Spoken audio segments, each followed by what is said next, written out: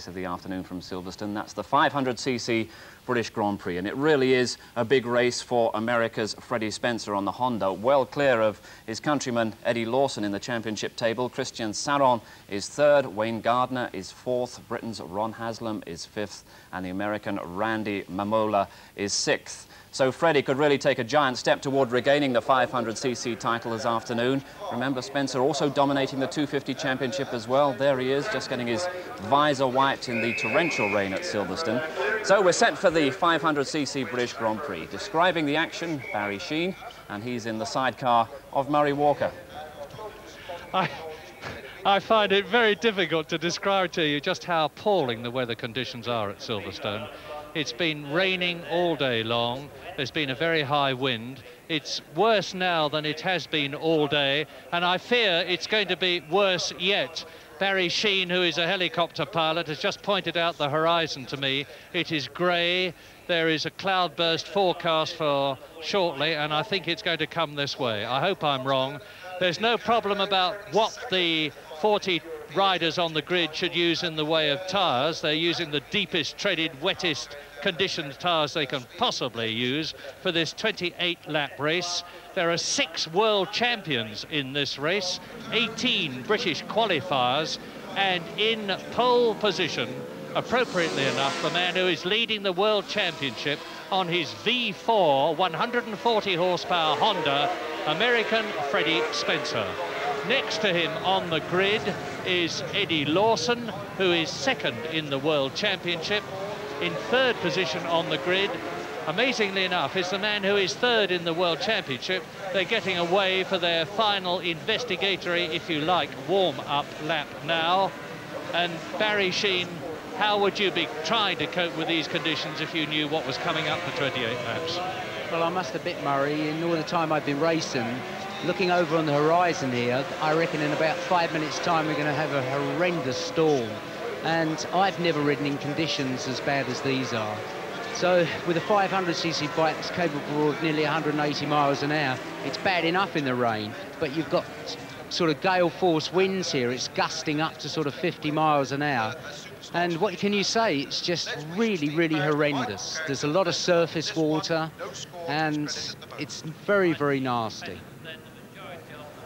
You can see for yourselves what it's like. Just imagine having 140 horsepower in command of your right hand, just one patch of rubber to put all that drive through the rear tyre. There's 2 men who are actually probably not going to be too sorry it's wet. One of them is Randy Mamola, the American, who is on a V4 Honda, like Freddie Spencer, and like, for that matter, Australian Wayne Gardner, who is 5th fastest on the grid. Randy Mamola says he doesn't care too much whether it's wet or dry. I don't believe him for one moment, but that's what he says. And the other man who won't be too disappointed is Ron Haslam. There's Mamola, number 2, incidentally, and Ron Haslam, who is riding a V3 Honda. Very disappointed not to have got one of the works V4s. And he's in 8th position on the front row of the grid. He actually professes to like the wet, which I also find very hard to believe. But he reckons it gives him a psychological, and there's Eddie Lawson, number 1, psychological advantage. It's brightening as I talk to you, but on the horizon I can see inexorably rolling towards us a solid, almost impenetrable wall of rain, and it's going to hit them very, very shortly. 28 laps. The interesting thing, apart from all the usual matters of interest in a top Grand Prix like this one, is that Honda, wanting Freddie Spencer to regain the championship that he lost to Yamaha's Eddie Lawson last year, have decided to back Spencer, who's ridden a V4 Honda all this season, with Wayne Gardner and Randy Mamola. There's Spencer, Randy Mamola, also on V4s. This will be the first time in a Grand Prix that any of the Honda team other than Spencer have ridden this fire engine. About 145 horsepower is what they admit to. It might even be more. But against Spencer and Gardner and Haslam are Eddie Lawson, the reigning world champion, who proved in South Africa 2 years ago, to everybody's surprise, that he could ride in the wet. We're looking at Freddie Spencer. He's got a special helmet. A lot of the riders have a special nose and mouthpiece over their nose and mouth to keep the warm air from their lungs when it's exhaled away from the inside of the visor and thus prevent it fogging up. Freddie Spencer has got a special helmet with breathing slots in the front of it. You can just see them now. It reduces the problem as far as he's concerned, but it doesn't stop it altogether. And this is a big problem for the riders, and he's making sure that his visor is as dry as it can be when he starts. It won't be dry for very long. And the drag down to the first right-hander at Copse is going to be very exciting indeed. There is the reigning world champion, Eddie Lawson, who rides in Giacomo Agostini's Marlboro Yamaha team. And there is, I'm sorry to say, no love lost between Lawson and Agostini, who fell out with each other in a very big way and don't even talk to each other in public if they can possibly avoid it these days. Eddie Lawson then in second position on the grid. A superb third position on the grid. Christian Saron, the Frenchman, on a Yamaha like Lawson, and he is the reigning 250cc world champion. He promoted himself from 250 to 500 this year. You will have noticed that he got his nose and mouth taped up. Now, the danger man for those three, the very gritty, tough, determined and tremendously spectacular young American, Randy Mamola, who was second in the World Championship last year. He's only 25 years old, comes from Santa Clara in California. And he's a man with a great deal of experience because he's been riding about 19 years. He's been riding since he was about 6 years old. That's how much experience he's got. Now, Wayne Gardner, who a lot of people are tipping for a win. He had his first Grand Prix ride last year for Honda.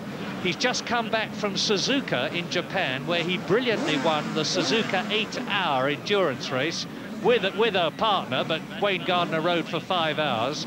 He has now attuned himself from riding a 4-stroke back to a 2-stroke, which he's on here today. He's got the 4-cylinder, and this could be the race that really makes his reputation. Raymond Roche there, number 3, the Frenchman who finished third in the championship last year on a Honda and has not managed to get used to the Yamaha. But now, number 5, completing the front rank, Rocket Ron Haslam, already twice a world champion in the Formula 3 and Formula 1 classes, 5th in the World Championship last year, hence his number 5. Rather hurt, which would be putting it fairly mildly, that he didn't get the 4-cylinder Honda that either Mamola or Gardner got. Ron likes riding in the wet, as I've said, feels he has something to prove, is known for his lightning starts, and is also known at the present moment for not being able to follow up the lightning starts with a winning finish. The best he's had so far this year is a 2nd place in Holland, although he's 5th in the championship. 40 riders, terrible conditions, likely to get worse, 28 laps, 82 miles, the lap record, which is certainly not going to be got anywhere near today, is held by Kenny Roberts, 1 minute 28.2, 119.5. Watch for the green. Has Rocket Ron done it again? He has! Rocket Ron Haslam leads the British Grand Prix fleetingly because he's passed by at least 4 riders on the approach to Copse, and it's Spencer leading. Coming up very fast behind him is Didier de Rodriguez, the Belgian rider on the 3-cylinder Honda. From Copse, it's down to the sweeping left-hander at Maggots in the dry at about 140, at least 120 today. From Maggots down to Beckett's, the slowest right-hander on the circuit. It's still Spencer leading. Roger Marshall is up into 2nd place. Roger Marshall, the English rider, on the front rank of the grid on the Great Britain Honda 3-cylinder machine, not nearly as fast as Freddie Spencer's, Wayne Gardner's and many others, is in 2nd position, the 5 times British champion. Now Marshall is still 2nd, Spencer leads. They're coming down to Stowe in these dreadful conditions. And there's a lot of deep water at Stowe. Spencer on his way to club. It's still Marshall in 2nd place. In fourth position is Randy Mamola. I missed the third place man. They're coming up now to Abbey. That's the fastest part of the course. In dry conditions, about 185 miles an hour if you are on one of the V4 Hondas. Today, I would guess about 150, even in these conditions. And they come up now from Abbey to Woodcote to complete the first lap. And Freddie Spencer, leading the World Championship, leads the British Grand Prix. It's Haslam now in second position. Marshall is in third place, and with him, Randy Mamola. Yeah, Didier de Radiguez, who's extremely good in the wet now, is up into third position. And I think he's definitely a man to watch. He's absolutely outstanding in the rain. Christian Saron, who you see there, number 6, who's also brilliant in the rain, got a really bad start, but I'm sure that he'll start piling on the pressure as time goes on. Freddie's just pulling away hand over fist at the moment, and Ron's doing a good job on the 3-cylinder bike up in third there. And Didier de Radiguez, as you say, Barry, who showed up so well in South Africa a couple of years ago in the wet when he led Eddie Lawson for a long time. Let's look at this. V3 Hondas, V4 Hondas. Look at the gap now between Freddie Spencer in the lead on the second lap and the battle for second position. And it's Haslam still in second position. Lawson down in about 7th place. Raymond Roche well down on the other of the two Works Yamahas. And it looks as though the Honda riders, and here is Haslam second. Mamola is in 4th place. Didier de Radiguez, number 9, is in 3rd place. So it's Spencer leading. Here comes the battle for second. Haslam in the white helmet, second. De Radiguez on the white fairing V3 Honda is in 3rd place. There's Spencer leading. Look at the conditions as they come up through the murk underneath the bridge from Abbey. It's Haslam second. De Radiguez up into 2nd place. Haslam down to 3rd. Mamola is in 4th position. There's the American going through in 4th position. In 5th place, it's world champion Eddie Lawson. Then quite a long gap before the 6th place man, Gustav Reiner, the German. That's unexpected, goes through. And you look at de Radiguez in 2nd position. Well, Freddie has already cleared up and built a good cushion for himself. Yeah, quite incredible, really unbelievable. And Didier de Radiguez is doing a great job because he's not on a factory Honda. And incidentally, Roger Marshall's just come into the pit, so that's pretty sad. Mamola's now just nipping on the inside of Haslam there. And Lawson's coming up to take on the battle. Lawson didn't get a very good start, as you saw, but the conditions are quite horrendous. Now, actually, Spencer, Mamola, and where is Wayne Gardner? That's what I'm asking myself. He's right down the field. Wayne Gardner, number 7 on the V4 Works Honda, who's on the front row of the grid, is certainly not in the first 8 at the present moment. De Radiguez is still second, and I was saying that the V4 Honda riders up at the front, that's Spencer and Mamola, have got an advantage because their machines are so smooth. The V3s are pretty smooth, but there's de Radiguez second. Mamola on the V4 Honda in 3rd position. Freddie Spencer on the V4 Honda way out in front now. 17 points in the championship ahead of Eddie Lawson, who is second. And Christian Saron, the only rider other than an American to have won, I think, in the last 25 Grand Prix, is in 3rd position in the championship, but not up amongst the front runners at the present moment, because de Radiguez there, chasing Lawson for second, goes through in 2nd place. Mamola in 3rd position. Haslam is 4th. Lawson is catching Haslam. There they go. In the white helmet and the blue overalls, Haslam coming up now, and on his left, on your left, as you look at the screen, was Eddie Lawson. And Lawson is through. Lawson has caught and passed Ron Haslam. Number 1, 27-year-old Eddie Lawson from Upland, California, is up a place. He's in 4th position now, after number 2, Randy Mamola. There is the world champion on the red and white V4, 140 horsepower plus Yamaha. Behind him, Ron Haslam. And in 6th position is Christian Saron. So he's the last of these 5 men. 2nd, 3rd, 4th, 5th and 6th you see there. De Radiguez 2nd. Number 2, Mamola in 3rd position. Then in 4th place, number 1, Eddie Lawson on the red Yamaha. There it is. 5th, number 5, Ron Haslam. 6th, number 6, Christian Saron. Saron is on his way. Very, very smooth, effortless rider, good in the wet. Keep your eyes on Christian Saron, because he got a horrendous start. He was back in about 14th place on the first lap, and he's come through the field so well. And I'll put my money on Christian for at least the 2nd place. Who are the winners this year as we look at De Radiguez, Mamola, Lawson, with Saron catching him, and in 6th position, Ron Haslam. Well, the winners this year are Eddie Lawson in Yugoslavia, Randy Mamola in Holland, Freddie Spencer in Spain, Italy, Austria, Belgium and France. And that is it, as far as winners are concerned. And Freddie Spencer is leading.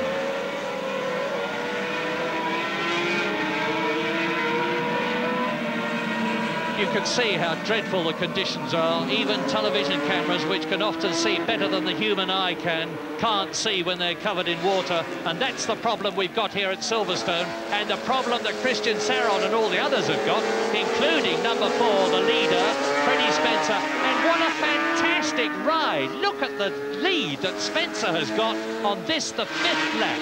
He's the full length of the Hangar Straight ahead of the battle for 2nd, 3rd, 4th, 5th and 6th, with De Radiguez coming up out of the fairing in 2nd place, and nearly off goes Mamola, both feet off the rest.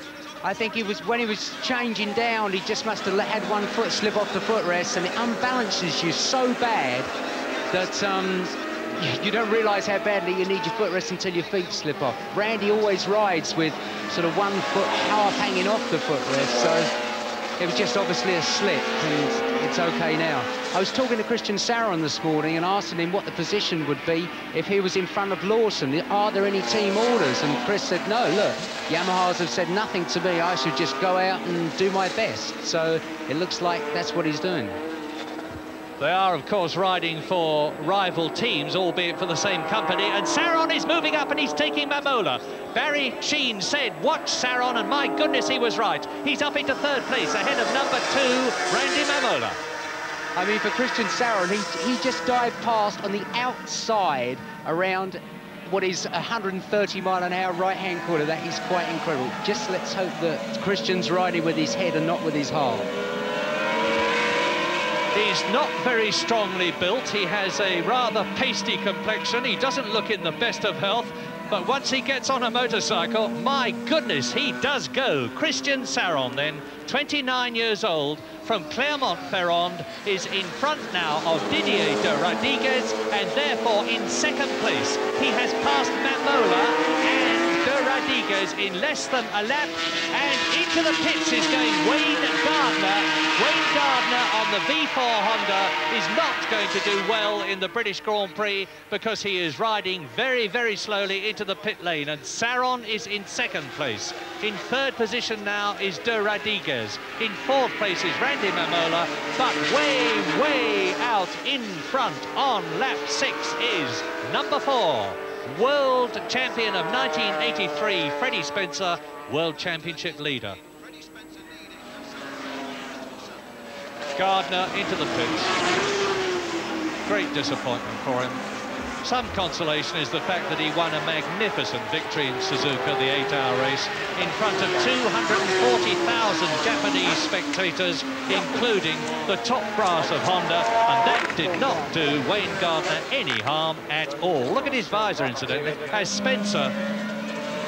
You are watching now the smoothest, most accomplished rider in the Grand Prix business. Every so often, a rider appears who is head and shoulders above all the others of his time. And the man you're looking at now, Freddie Spencer, is that now. Honestly, I can say in all my racing history, I've never, ever seen anybody that can control a bike like Freddie Spencer. He's just a born natural rider. You know, he gets the bite, he gets the power on really early, coming out of a corner. The thing slides, and he comes out of a corner on opposite lock. It's something that I've never seen before, and I'm sure other people haven't either. For Freddie Spencer to be leading by the margin that he's leading by now is quite astronomical. His bike, speed-wise, is the same speed as, say, Christian Saron's or Randy Mamela's bike. And there's only one thing you can put it down to, and that's brilliance. Brilliance and experience. Freddie Spencer, at 23 years old, has been racing for 15 years. And he first appeared in Britain at the Transatlantic Trophy meeting in 1980. I remember it well. This American with a reputation came over, and we didn't know how good he was. He soon showed us at the Transatlantic Trophy because he was fantastic. Just as a matter of interest, Ron McElhenney, the British rider on the Skoal Bandit Suzuki, has ridden into the pits. So that's another focal point of interest for the British enthusiasts out of the race. Wayne Gardner, and I don't know whether McElhenney's retiring, but he's certainly going into the pits. And we're coming up now to the end of lap 8. Freddie Spencer, there's Christian Saron second, and you'll notice that Eddie Lawson is now in third position. The world champion is now third, and this could be significant because the two machines that are second and third are the V4 Yamahas. They've seen all the Hondas off except Spencer. It might be that their power characteristics and handling are right for this circuit today. Well, the Yamaha and the Honda power characteristics are more or less the same. Neither of them sort of have brutal power. It's very smooth power band, which is ideal for the rainy conditions. For example, the three-cylinder Honda is has a real bite when you accelerate, and that's obviously not very good for the wet conditions. I just cannot believe how much Spencer, he must be leading by somewhere in the region of 15 seconds now, which is quite unbelievable. We'll take the gap when Spencer comes through at the end of his 8th lap, and we'll see what it is. The gap between himself and Christian Saron in second place, being chased by Eddie Lawson in third position. So V4 Honda leads, V4 Yamaha second, V4 Yamaha in third position. In fourth place now, it's Didier de Rodriguez, and here comes Saron, there is Lawson. We're waiting now for Freddie Spencer to go through. He will be getting signals, of course. Here he is, coming through to complete his 8th lap, and we'll get a time check as Freddie Spencer goes across the line now. That's 8 laps out of 28 laps completed. Thoroughly in the groove. He's got his racing rhythm. He's got an enormous cushion because it's 10-12 seconds already. There is Saron exiting Woodcote, and the gap between Freddie Spencer, the leader, and Christian Saron is a whisker below 18 seconds after 8 laps. Amazing. Complete and utter dominance. It's quite incredible because you work it out, they've only done 8 laps so far. He's lapping more than two seconds a lap quicker than everybody else, and on the same bike, same tyres. You know, it's quite an unbelievable feat. As in the Formula One car Grand Prix world, so in the motorcycle world, there is a battle for superiority between the tyre manufacturers. Lawson and Mamela, for instance, are on Michelin tyres, as is Freddie Spencer. Ron Haslam is on Dunlop. Wayne Gardner was on Dunlop. So it looks as though it's going to be a Michelin race at the present moment, unless, of course, Ron Haslam can do anything about it, and he is currently way down in 9th position. He led fleetingly from the starts. He's known for his good starts, but now he's slipped down to 9th. And Lawson is right with Christian Saron for second position, but a bit closer than he has been for a long time. 27-year-old Eddie Lawson from Upland in California, whose bike is looked after by that great ex-world champion himself, Australian Kel Carruthers. And Lawson is a protege of Kenny Roberts, the multiple world champion, who's rumoured to be coming back to 500cc racing next year. Into Woodcote. This is the end of the 9th lap, and it's Saron in the blue leathers on the blue bike, the Yamaha, against Lawson in the red leathers on the red and white bike. another Yamaha. They're coming up now on the inside of that tail ender to lap him. Must be terribly disconcerting when you think, gosh, I'm going jolly well, and suddenly two people ride past you as though you're standing still. Yeah, well, the fast guys, the front runners on the fast bikes, they do pass you pretty quickly. Looking now at Christian and Eddie going, I would think now that Christian's thinking, OK, well, Freddie is 18 seconds in front or whatever, he's getting his pit signals. So he's, at the end of the race, whatever happens, I'm sure that he'll end up letting Eddie Lawson pass, because, as I said, Christian has no chance whatsoever unless Freddie has trouble of catching him. And it will be a good investment on Christian's behalf, considering that Eddie and Christian ride for the same company. So I don't think you'll find that Christian's going to be fighting too much. Through to second place goes Eddie Lawson. Now, Eddie Lawson is on his way, but he's got an enormous backlog to make up. Eddie Lawson has got, really, to win this race to keep his World Championship hopes alive. He's 17 points behind Freddie Spencer with 2 races to go. They're in Sweden on August the 11th and Misano in Italy on August the 1st. And Spencer goes through now to complete his 10th lap in this 28-lap race, and I've got the stopwatch running, and we'll see what the gap between himself and Lawson is, and then we'll be able to plot it in the successive laps and see whether or not Eddie Lawson is gaining. Well, there's Lawson going through in second position. He crosses the line now, and the gap is 19 seconds, 19.2 to be exact. So since I last took the gap, Spencer has increased his lead.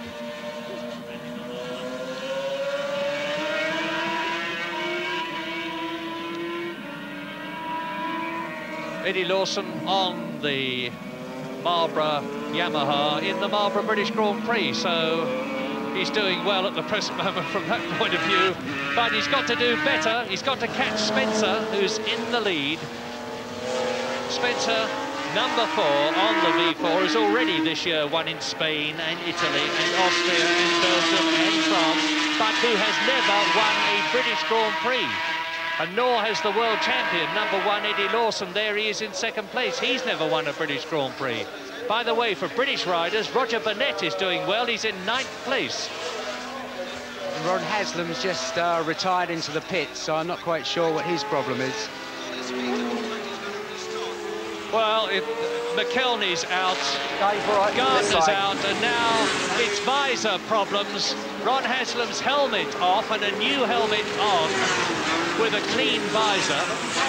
Barry, this, I mean, I know it's easy to criticise, but this surely shouldn't happen. Well, it's a very difficult thing to stop, Murray. As you were saying earlier on, Freddie Spencer, he's got a special helmet with a special sort of space-age visor on it that doesn't miss. You see, Ron's basically wasting his time there because he'll rub the mist off. Within 2 laps, it'll be just as bad again. So once the thing fogs up, there's nothing you can do.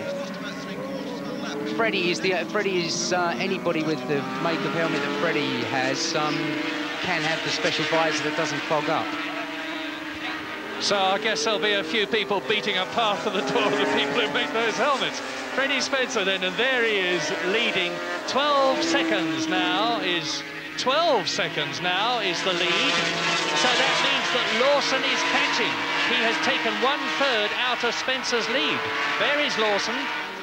And I was saying the gap in terms of World Championship points between number 1 world champion Eddie Lawson, who is second in the championship, and number 4 Freddie Spencer, who is leading it, is 17 points. 15 points for a World Championship win, 12 points for a World Championship second place, so on, down to 1 point for 10th place. And Eddie Lawson is driving hard. Oh! Sorry about that. I don't think we need to get too radically excited at this stage of the game, because traditionally Freddie builds up a cushion of, say, 8 or 9 seconds and then leaves it at that. So he'll slow up a bit and Lawson will catch up, and then I think you'll find that Spencer will put the pressure on again. You can't be sure, but let's wait and see. Now, Here is Ron Haslam back in the race, being caught and lapped, of course, by Eddie Lawson. Freddie Spencer is into his 13th lap. Now Lawson goes across the line, and the gap is 16 seconds. 16 seconds. So Lawson is gaining a little, but 2 seconds out of 18 is not enough, because Spencer can control this race from the front in these quite abysmal conditions. I've seen it as bad as at Silverstone. I'm sure I have never seen it worse. And Christian Saron isn't giving up. Lawson will be thinking ahead to catching Spencer. He's also got to think backwards, as it were, and make sure that in his plotting he allows for the fact that Christian Saron is right there behind him, about 2 machines' lengths, and just as anxious to finish second as Lawson is. Lawson wants to finish first. There's Spencer going round Club Corner.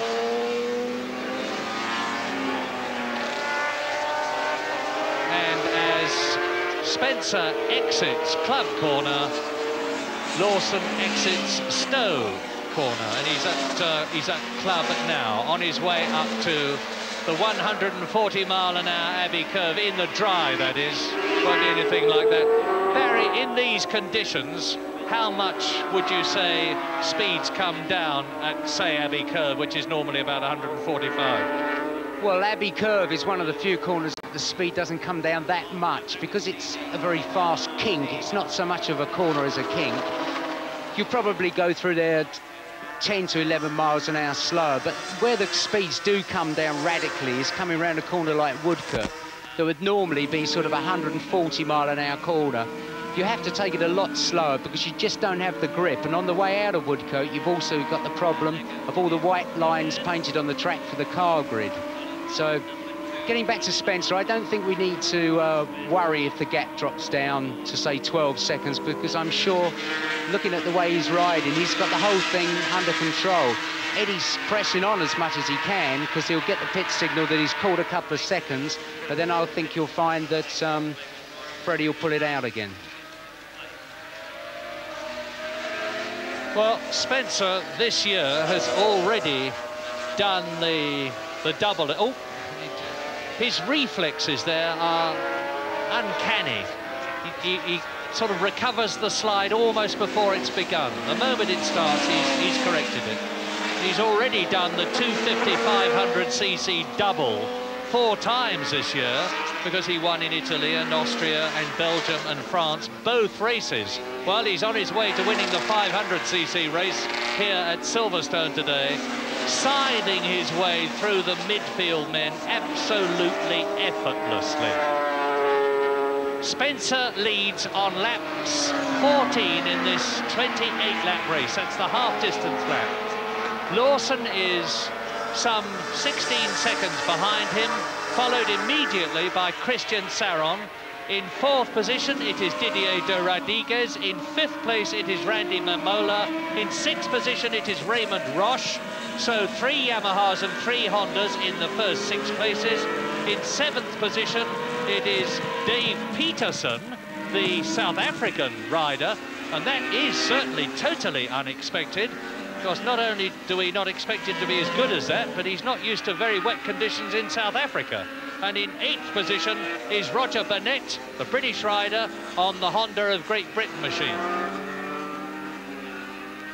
Lawson and Saron, 1 and 6. Closing up on Mark Ordich, the British rider, on the Suzuki, ahead of them. No, it's Steve Parrish. It's not Mark Ordich, my apologies. It's veteran Steve Parrish, who's led the British Grand Prix himself in his career when he used to be a Suzuki Works rider. Stavros, Steve Parrish.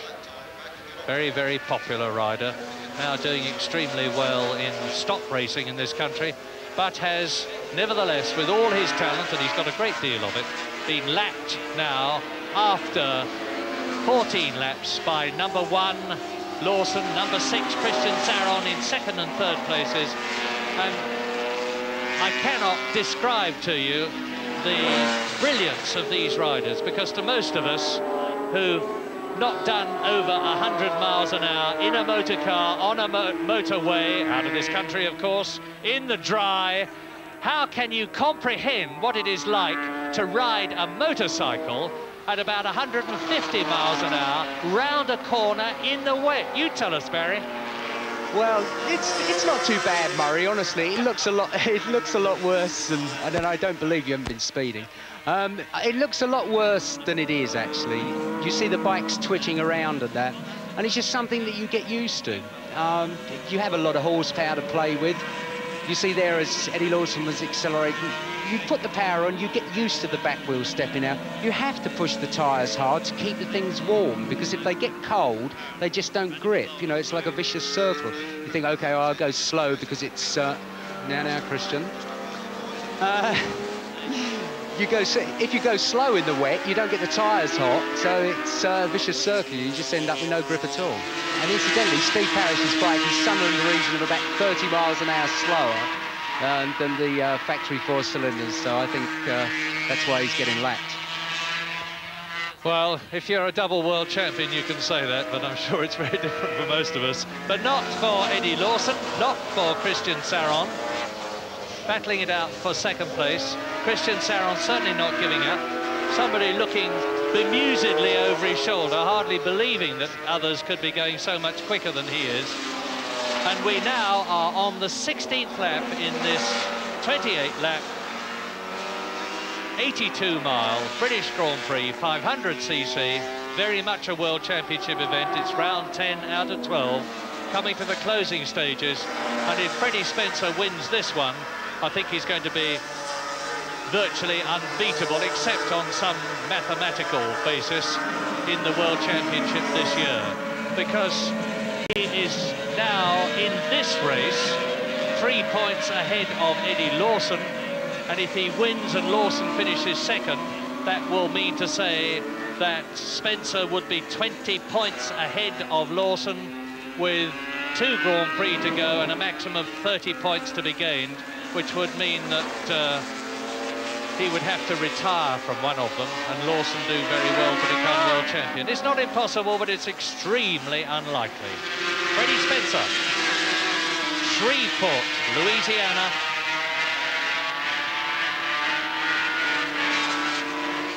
Just over 14 seconds is the gap now.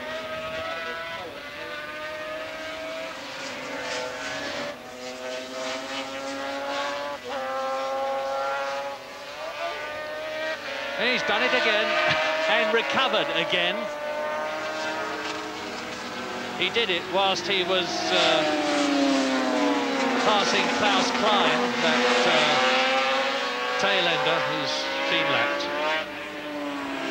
The difficult thing in these conditions, Murray, is that when you're lapping somebody, you're in a situation like Freddie is at the moment. You come up behind a gaggle of riders coming into a corner.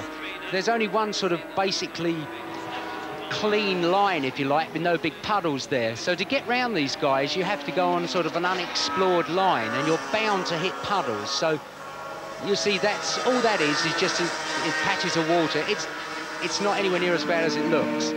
It's just that I keep gulping and swallowing the microphone when I see it. I must admit, I much preferred racing to watching it. Spencer round Copse on lap 18 out of 28. Into the sweep at Maggots. Now he goes down through the gearbox into second gear. As he approaches the right-hander, you can see his feet operating the gear lever. He goes into Beckett's, the right-hander, in second gear. Takes it even in these conditions at about 60 miles an hour. Accelerates virtually instantaneously up in through third gear and fourth to about 125 in these wet conditions. Then sticks it up into fifth and sixth gear to go down the hanger straight towards Stowe Corner. He's lapping number 37 there, Rob Punt on the Suzuki, the Dutch rider, goes into Stowe, and Stowe is about a 90-mile-an-hour corner. Now up to fifth and sixth again, 6-speed gearboxes, into Club Corner, which is third, and about 85 miles an hour in these conditions, would you believe? Now, straight through the wet stuff, trying to keep the bike upright so that it's not tipped over and risking aquaplaning, up into the Abbey curve, about 140 miles an hour, even today, underneath the bridge. And such are the conditions that you cannot even see the bridge from Woodcote. And those of you who know Silverstone will know what that means. Visibility is right down to the absolute minimum. Spencer has completed 13 laps. He's maintaining that gap between himself and Eddie Lawson, fighting for second place. And there behind Lawson, number 1 is Christian Saron, number 6. Saron up to second place on laps 6, 7, 8 and 9. Then he lost it to Lawson on lap 10. We're now on lap 19, and the positions have been unchanged for quite a long time now, with Spencer leading, Lawson second, there he is. Christian Saron in third place. In fourth position, Didier de Rodriguez. Fifth is Randy Mamola. Sixth is Raymond Roche. So both the Yamahas are still in the top 6. I am surprised, Barry, that Mamola is not doing better, particularly as he says he does well in the wet, and he's on the V4 Honda.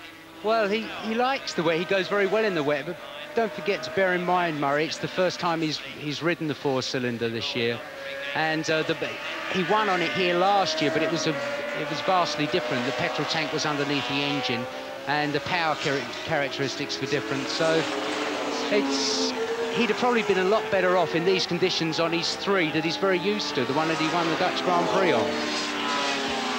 Yes, I'm also not giving Mamola credit for the fact that he fell off in Belgium and skinned his little finger and had a very painful skin graft, and he's having to ride with that now, so that may well be giving him a great deal of discomfort. Randy Mamola, then, the British Grand Prix winner on a V4 Honda in 1984, albeit a very much... Oh, and onto the grass for a moment there went Mamola. So the conditions coming out of club are obviously very tricky indeed. He takes his foot right off the footrest there, you see, gets his weight right over to the right.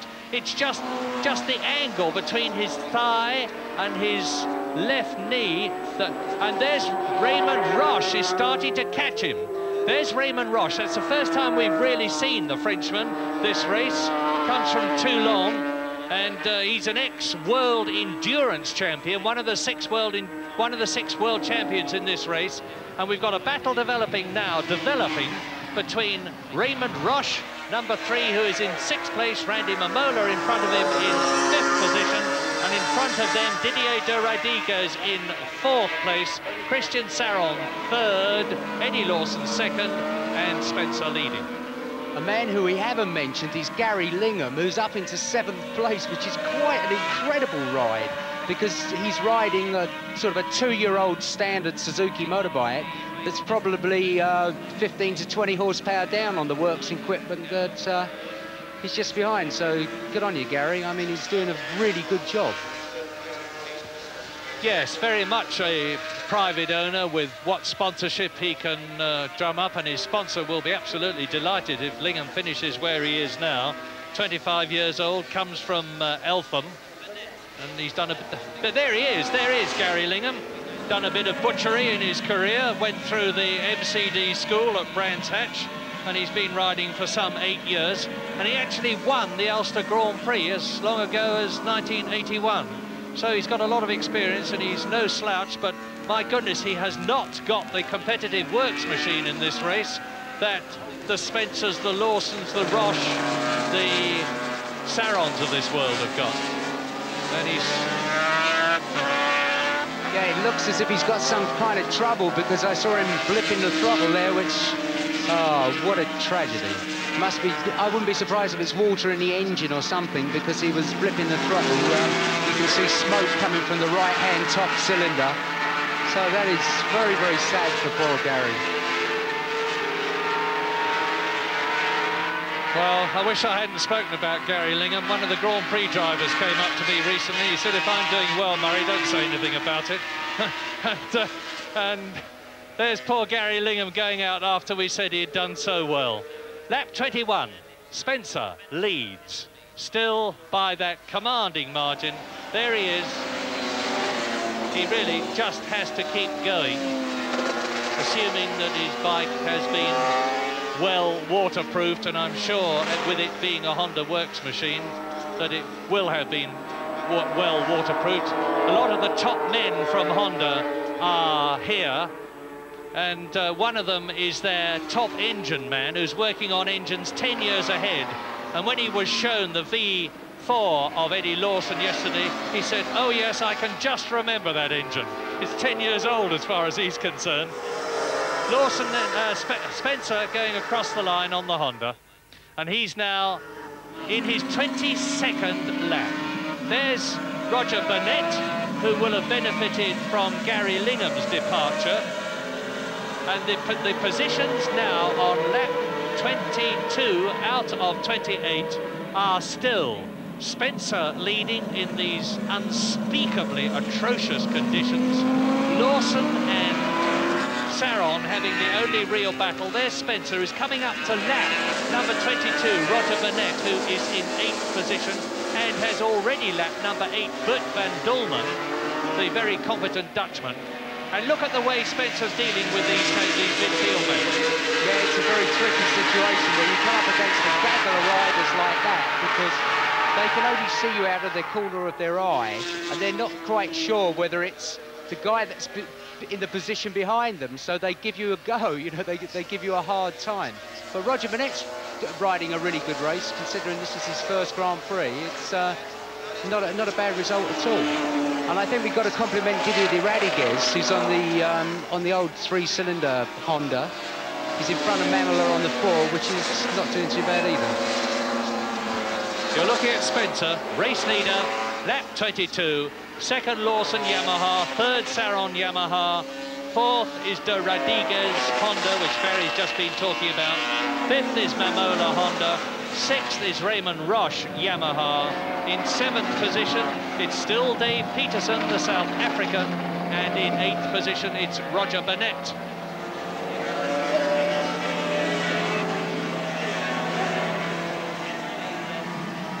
There's Spencer. Into Copse as Lawson goes underneath the bridge. Well, I would have said that Lawson was getting a bit closer. Now let's see where Christian Saron is in relation to Lawson.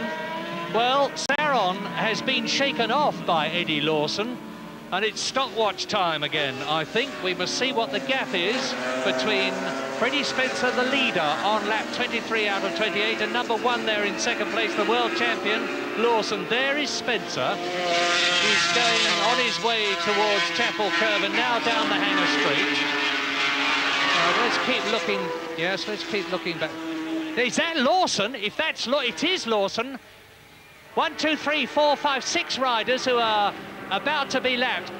Eddie Lawson is catching, I do believe. I'm going to wait until I can confirm it on the stopwatch, but visually it certainly looks as though Freddie Spencer is being caught by Eddie Lawson on the 23rd lap out of 28. And I remind you that Lawson really needs to get in front of and win this race, get in front of Spencer and win this race if he's to have a sporting chance of winning the World Championship. Even then, it would mean that Spencer would have to have trouble. Now, here is Spencer coming through to complete the 23rd lap. Just look at the water streaming up from his wheels. Now we're waiting for Lawson to come through. The gap was 14 seconds, even when it had been reduced. And there goes Lawson, and the gap is 10 seconds. It was 18 seconds at one time. Barry, not so long ago, you said Freddie Spencer likes to have a gap of about 9 seconds. Well, he's got it. Is he going to keep it? Well, I think the next lap will tell, Murray. I'm convinced that Spencer is watching his pit signals. The next lap will tell. I mean, if it's down to sort of 8 seconds, then it does look a little bit on the shaky side. But I'm convinced that Spencer will be just keeping a cushion. I may be wrong. We all are from time to time, but the stopwatch will tell us at the end of this lap. You're watching a fierce charging ride by Eddie Lawson. There is Saron, who has dropped right back in 3rd position. 4th position is still de Radiguez. Here is Lawson taking riders left and right. Here is Spencer. Now let's look back and see how far Lawson is. He should be the next rider over this crest, and he is. What did I say the gap was last time? 10.2 seconds. We're coming up to the end of lap 24 now. 4 laps to go at the end of this one.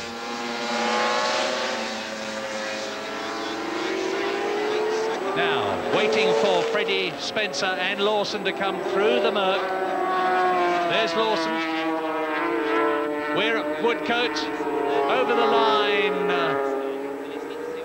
Now goes Spencer. Here into Woodcote goes Lawson. The gap last time was 10.2 seconds. And as Lawson goes across the line on his V4 Honda, it's 12 seconds. So Barry was right. Freddie Spencer is reading his pit signals to perfection. He's thinking like a veteran, and he's going to win. Well, I think, you know, as I was saying, Murray, that he's a sensible enough guy. He'll go out, he'll get a cushion, which is what everybody wants, and he'll just play with it. Do you know, I'm sure if Eddie Lawson was in the same position, he wouldn't be diving out trying to pull out a second a lap, because there's nothing to gain and everything to lose. So I think you'll find that Freddie's in control of the situation. The world champion of 1983 leads. There's the world champion of 1984 second. One of them is going to be the world champion of 1985, and the odds at the present moment are very much on Freddie Spencer and in his favour. That very distinctive riding position of the Shreveport man was 10 seconds, then it was 12 seconds. And meantime, Christian Saron, who has ridden so well all this race and is the only man, the only European to have won a Grand Prix in about the last 25. Such has been the dominance of the American riders. Kenny Roberts, Freddie Spencer, Eddie Lawson. Over the line now goes Spencer.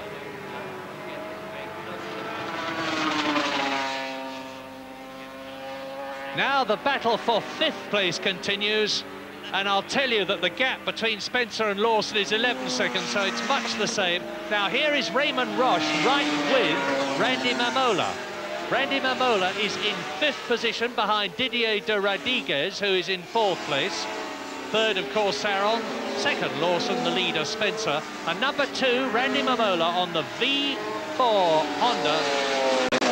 The American from Santa Clara is just ahead of, from Toulon, France, ex-world endurance champion Raymond Roche, who hasn't had a really good race, except for France, where he finished 2nd this year, since he decided to ride for Yamaha, in view of the fact that so many riders were getting works machines from Honda, and he thought he was entitled to a better one than he was getting. And the gap between Mamola and Roche is 1.1 seconds, very little in it. But of course, Raymond Roche is going to have a heck of a job to get past Randy Mamola, even if he gets up with him. And we are now on lap 26 in this Marlborough 500cc British Grand Prix. In, I think, equaling the worst conditions I have ever seen for a motorcycle race. Yeah, I certainly have never seen. In the worst conditions I ever rode in was in South Africa at the beginning of '84 in the rain, but it was nothing in comparison to this. I mean, it was like a tea party. I think we've got to feel sorry for Didier de Radiguez, really, because he's right out on his own. He's in, what is he, 4th place. And he's just sort of a long way behind the 3rd guy and a long way in front of the 5th guy. So it does get a little bit boring, and then you tend to realise how wet it is when your bum gets all soggy. Well, I will now tell you quite dispassionately, without busting my braces about it, that Freddie Spencer is 8.7 seconds ahead of Lawson. Lawson has reduced the gap by nearly 4 seconds, but then Spencer is on his last lap but one now. He can afford to roll the twist grip back a bit, take it easy, make sure of his line and his braking and all the other things that you have to do, because 8 seconds with 2 laps to go is a considerable cushion. But with Lawson still second, with Saron still third, the battle behind de Rodriguez, who is fourth, for 5th place between Mamola and Roche continues. Here's Spencer, last lap but one, and Mamola is pulling away now.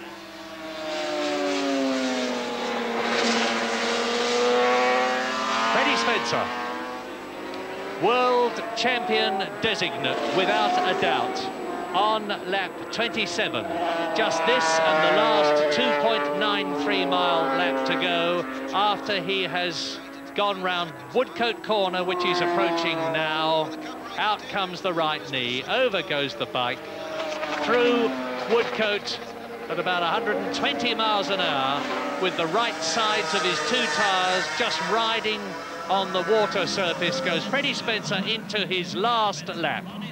On his way to 15 points and on his way to add to the victories that he's already had this year in the 500cc class in Spain, in Italy, in Austria, in Belgium and in France. He's never won a British Grand Prix before. It looks as though he's going to do it now. Those 15 points, assuming Lawson finishes in 2nd place, which is where he is now, will increase Freddie Spencer's World Championship lead over the reigning world champion to 20 points. And no matter what happens in Sweden, Spencer would still be leading the championship, and it's a virtual certainty that you are looking now at the world champion of 1985. Nothing is certain in road racing, but Freddie Spencer would have to have the most appalling luck in the last 2 Grand Prix of the year, in Sweden and in Italy at Misano, not to be celebrating Christmas as the world champion for the 2nd time in 3 years. Spencer out of club, on his way up to the fastest bend on the course, the left-hander at Abbey for the last time. Into the murk and the driving rain and the high wind, which took a lot of people off at Abbey in practice yesterday, but not Spencer today. Into Woodcote for the last time, and as he approaches the line and crosses it shortly for the 28th time, having led from the beginning, Freddie Spencer wins the 500cc British Grand Prix for the first time in his brilliant career. And Eddie Lawson takes that 2nd place, still 2nd in the World Championship. There is the Yamaha of reigning world champion Eddie Lawson, 2nd to Freddie Spencer in the British Grand Prix. And we wait now for Christian Saron on the 2nd of the 2 Yamahas in those leading positions to go through. And he does it. There is Christian Saron in 3rd position. That means to say that as Freddie Spencer goes round on his victory lap, that Didier de Rodriguez should be in 4th position, the Belgian on the Honda. Another excellent ride. Spencer taking the plaudits of the crowd. Magnificent ride. Dominated the British Grand Prix every inch of the way, and still the 4th man is not yet home. And Spencer is about halfway round his wind-down victory lap. Now, de Rodriguez finishes in 4th place, crosses the line now. 5th is Randy Mamola, and in 6th position, Raymond Roche. A split between the Hondas and the Yamahas, 3 of each in the first 6 places in the British Grand Prix. Victory for Freddie Spencer, who increases his World Championship lead over Eddie Lawson, 2nd. In 3rd position, Christian Saron. In 4th place, Didier de Rodriguez. In 5th position, Randy Mamola. And in 6th place, Random Roche. Barry, a very, very interesting and certainly challenging and tough race. quite outstanding. I mean, people just don't realise the physical exertion, and more especially the concentration that you have to use for 28 laps in that diabolical weather. I mean, that's the thing, that the mental side of it is what really wears you out. But conditions, I've never seen anything like it in my life. So, as he comes into the pits at the end of his 29th lap in this 28-lap race, and that's the victory lap, for, I'm sure, a quick dash to his motorhome for a shower, a meal, and a hot drink, which he very richly deserves. Freddie Spencer is almost certainly the world champion of 1985. Yes, it seems that no one can catch the amazing Freddie Spencer now. Confirmation of the result of the British Grand Prix. First, Freddie Spencer on the Honda. Second, Eddie Lawson on the Yamaha. Christian Saron on the Yamaha. Third, Didier de Rodriguez. Fourth, Randy Mamola. Fifth, Raymond Roche in sixth place.